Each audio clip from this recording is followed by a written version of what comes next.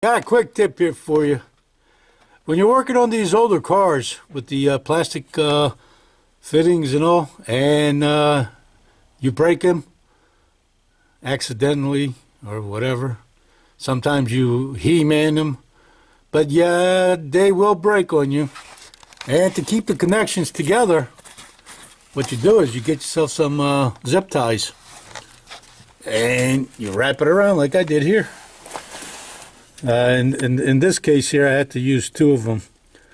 So all I did was ran it through some wires up here on the top, ran it through the wires here in the bottom, make sure it was basically in the middle, tighten them both down, and there you go.